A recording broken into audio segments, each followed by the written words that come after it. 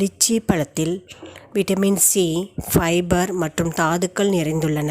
இதனால் இதய ஆரோக்கியம், எலும்புகள் ஆரோக்கியம், செரிமானம் மற்றும் ஒட்டுமொத்த நோய் எதிர்ப்பு சக்தியை அதிகரிக்கிறது.